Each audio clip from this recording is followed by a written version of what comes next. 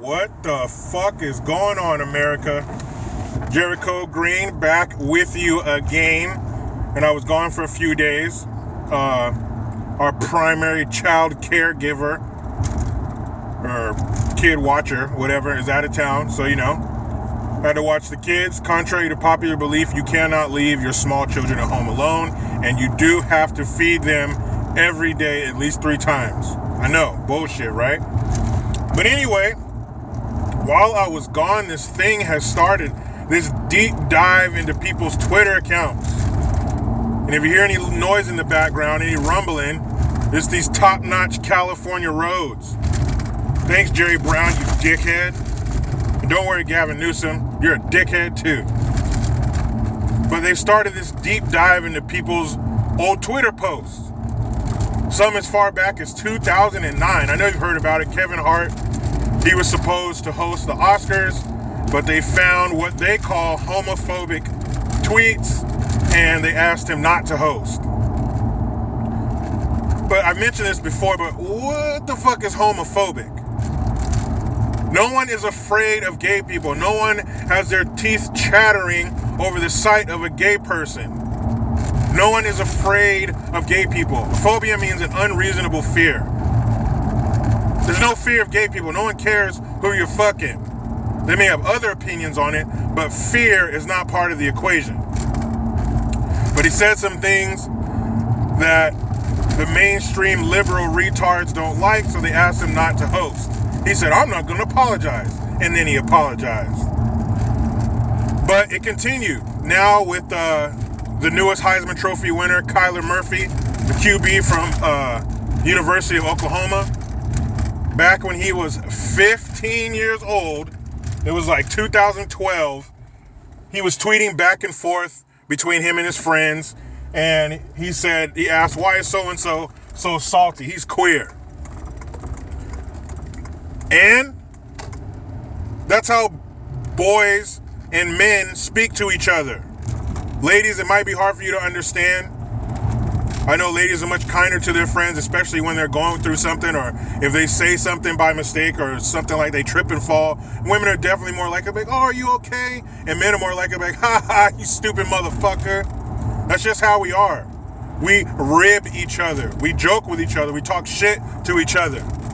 Now, if a dude doesn't talk shit to another guy, that probably means he doesn't like that motherfucker. But that's how men communicate. We talk shit. We fuck with each other.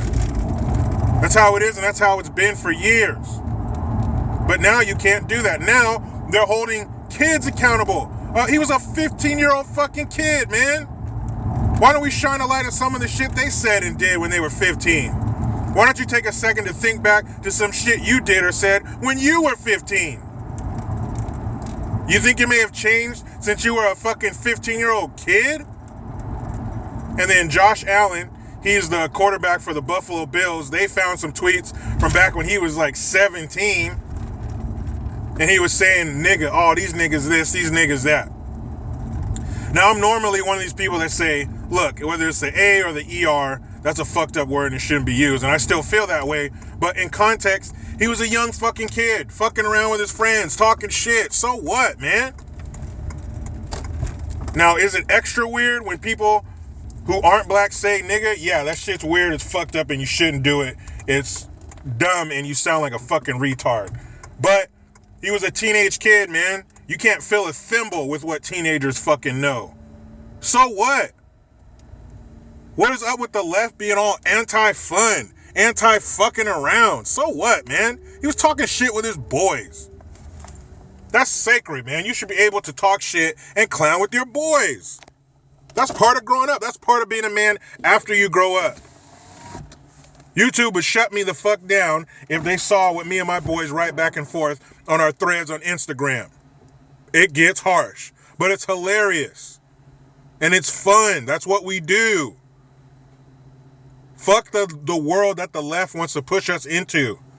This, you can't joke around. You can't say this about them. Shh, no, not them. No, shh, no, not them. No, they can't handle that. They're too weak. Fuck you. Who are you to say how weak somebody is?